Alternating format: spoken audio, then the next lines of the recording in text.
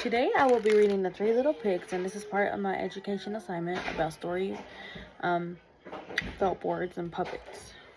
It is by James Marshall. So today, once upon a time, an old sow sent her three little pigs out into the world to seek their fortune. Now be sure to bright, she said, and remember that I love you. The first little pig met a man with a load of straw.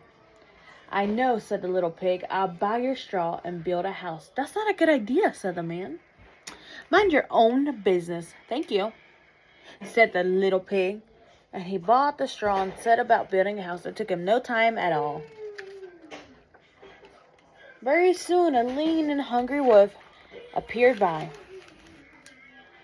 Pig was just about his favorite food in the world. So he knocked on the door and said, little pig, let me in. To which the little pig replied, no, no, no, no, no. Not but the hair of my chinny, chin, chin, chin. This annoyed the wolf to the end, and he said, then I'll huff and I'll puff and blow your house and go right ahead, said the little pig. So the wolf huffed and puffed, and he blew the house in, and he gobbled up the little pig. Gobble, gobble, gobble. The second pig met a man with a load of sticks. I've got it, said the little pig. I'll buy those sticks and build a house. I think twice about that, said the man. Oh, pooh, said the little pig.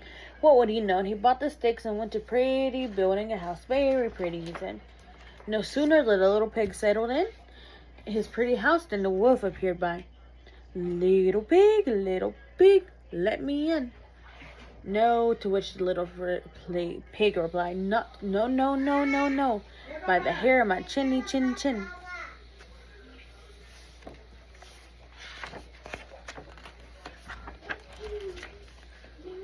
The wolf didn't care for that at all. And he said, I'll huff and I'll puff. Ha, ha, ha, said the little pig. So the wolf huddled and he puffed and blew the house in. Excuse me.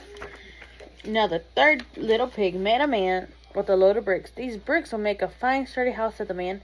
Capital idea, my good fellow, said the little pig. So he bought the bricks and set about building a house. It took quite a bit of time, but it was worth it. Nice and solid, said the little pig. Nice and solid. But no sooner had the little pig moved in, and he noticed the wolf loitering about. And the wolf, who was still hungry, said, little pig, let me come in. To which the little pig replied, no, no, no, not but the hair of my chinny, chinny, chin.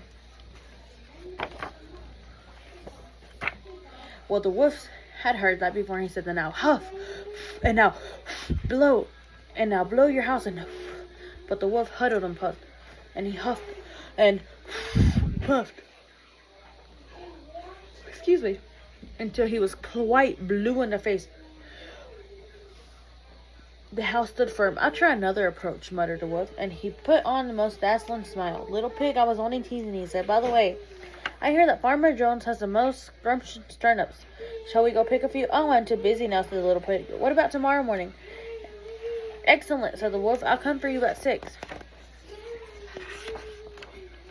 The next morning, the little pig got up and hurried off to Farmer Jones' turnip field, packed a basket full of turnips, and dashed back home. When the wolf arrived at 6, the turnips were already boiled in a pot. Sorry, I couldn't wait, said the little pig. The wolf tried to not show his displeasure. No harm done, he said. By the way, there is a lovely apple tree down in Merry Meadow. Shall we go help ourselves to a few apples? I must cook my turnips, said the little pig. Let's meet there tomorrow morning. Splendid, said the wolf. Shall we say at 5?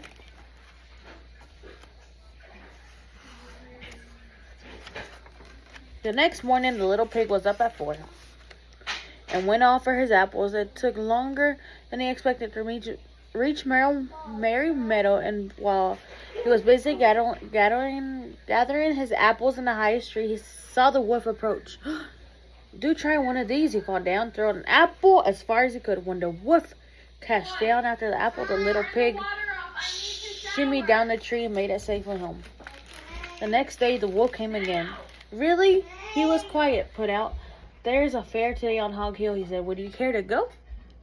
Why don't we meet there, said the little pig. Would 3 o'clock suit you?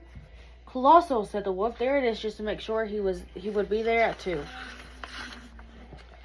At 1 in the afternoon, the little pig went to the fair and had a fine time.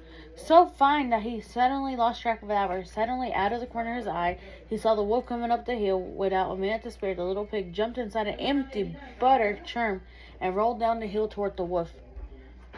Well, the wolf was so scared, he ran all the way home.